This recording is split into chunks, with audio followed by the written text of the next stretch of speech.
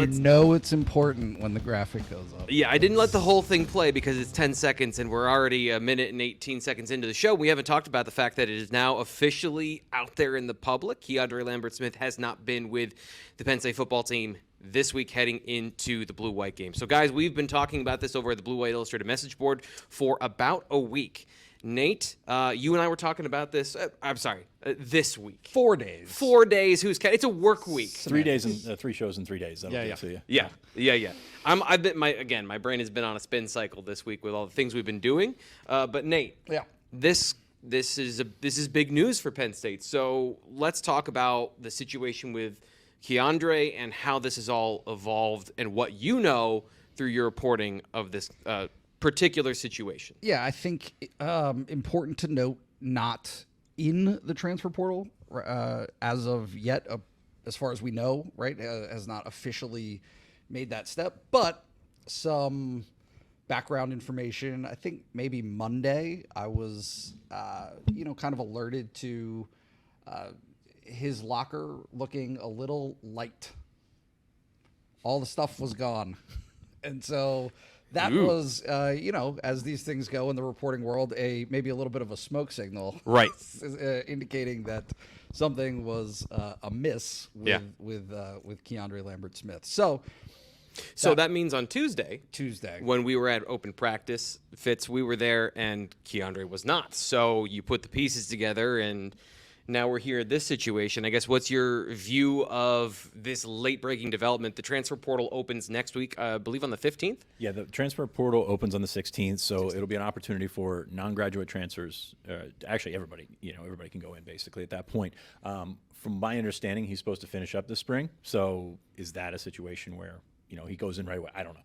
But this has been something that's been going that direction. KeAndre, we have to add that caveat all the time. Amazing physical talent, and sometimes disappears. And this week, physically, he disappeared. Yeah, he's, I think the most fair way to describe him. But again, I don't know KeAndre personally. We right? It's not, you're not talking about having a relationship there, but mercurial, I believe, is the apt description of him on and off the field. Right? He's just a guy who has a little bit of a flair for the dramatic, and there was some question, I would say, coming out of last season, right? So coming off of the Peach Bowl, but also really even going into the Peach Bowl, right? The tail end of the season, how his production was waning a little bit, becoming less of a factor. It was a question as to whether or not he would, the important caveat here is he's returning for a 5th season. This is a bonus year for him. So he didn't have to come back in the first place.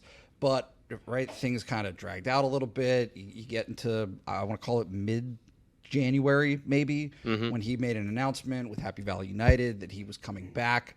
But again, that's kind of part of the deal with this is you have players making announcements in January that don't necessarily have to hold until the season. 9 months is a long time. There's another transfer window in there. And, I think it is, I feel comfortable saying, something that KeAndre is exploring deeply at this point. It's interesting because some of the things we've been asked, on the Blue-White Illustrated message board is this Andy Kotelnicki? He's the new variable, right, of he's the offensive coordinator. They're in spring football now, and this is all happening now. From what I understand, football's not the problem. This is actually a great situation. They have things have been going well for KeAndre during spring practice, but this is more on the relationship side. This is more on how long you've been at Penn State, and you mentioned mercurial, and sometimes that's tough to deal with, that from both sides. And you feel like you can do more. You feel like you are the guy, and then maybe it doesn't feel like that's reciprocated. And now heading into the final week of spring practice, it feels like these are the things that are either being worked out or have been decided. Yeah, I do think some important context to this is KeAndre wanted more respect last year, right? Yes. And again, just whether it's for the show or elsewhere, He kind of clapped back at me at one point over some things that we talked about here on the show. I feel like I'm as mild-mannered as they come. I try to be nice and complimentary to everybody, but it wasn't a personal thing with KeAndre, and we talked about it. It is simply a matter of he feels a certain level of disrespect. I don't know exactly how to frame it, but the chip on the shoulder has always been there. Yeah, always been there. 100%. So and he's that's got, fine. You need that as a receiver. It just comes across differently in different ways. Yes, and so it's been a thing.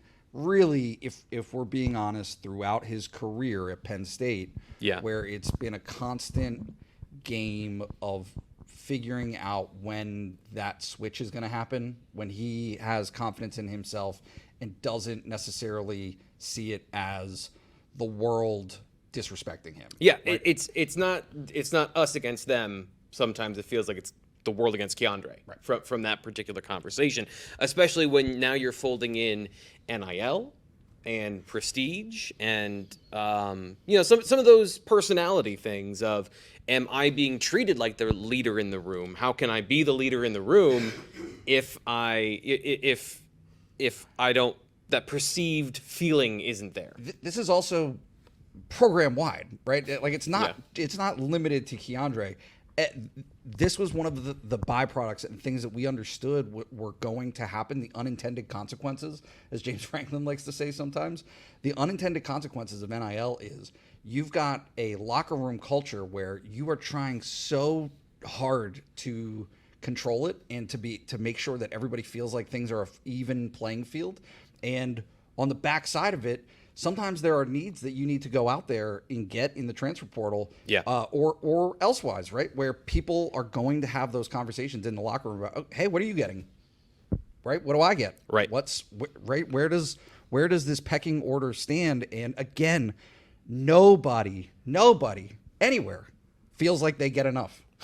Like that's part of the thing is nobody ever feels like they're valued the way that they should be. And they went out this spring, they got this winter, and they got Julian Fleming, who may not, I don't think he's like the talented guy that's going to overtake KeAndre on the football field, but people are going to ask every question about Julian Fleming because he's from right up the road, because he went to Ohio State, all these different things of this homecoming story. So that's been sort of the media storm this spring has been, hey, how is Julian Fleming going to change things? Maybe not necessarily on the field, but in the locker room, he's now the guy who hasn't been here for the past 5 years like KeAndre Lambert-Smith. Yep. He's the guy that you're turning to as an example as a leader. And I think there's levels there that you can certainly read into. But yeah, I think that's certainly worth bringing up because Fleming has been a brand in this state for a long, long time, and people attach themselves to this state or to those type of brands from this state, and it's probably something he wasn't crazy about hearing. And again,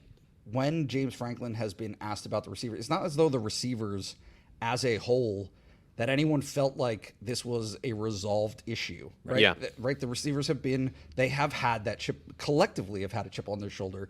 But James Franklin, when asked about the receivers as a whole, and then when asked about KeAndre specifically, deserved or not, right? I don't know how else to put it, but James Franklin is typically pretty honest about these things, and he does not force himself into blowing smoke when it's not deserved. And so this spring, the things that James Franklin has said about the receivers room and about KeAndre specifically are, some flashes, getting better. Well, you had the great line for it, like he's flashing more consistently, which is in itself kind of an oxymoronic statement. But how many times do you flash making big plays? Well, you look back at last spring and last summer, and every question that you asked about the receivers was followed by KeAndre and Trey, and everyone else.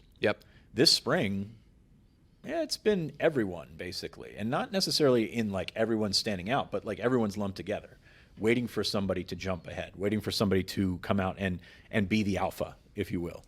And if you read those, if you take James Franklin at his word, and as you said, he's pretty upfront with these things, there hasn't been a ton of separation, and separation's been an issue for that room for on and off the field. Yeah, well, Figuratively. Yes. Anyway. So that's the latest of what we have, what we've been talking about over at BlueWhiteIllustrated.com. Great time to remind you, whether you're here in person, and we got people here hanging out, checking out Nittany Cards Plus, or over on you're here on the YouTube channel, or you're listening later on the podcast, you can subscribe to Blue White Illustrated, and you would have gotten this information as we got it over on the site. $2 or 1 month for $2. I get that wrong every time. Every single time, the dyslexia just gets to me. Code PSU1. If you see it on the screen, you know what I'm talking about if you're here on the YouTube channel. 2 months for $1. Promo code PSU1.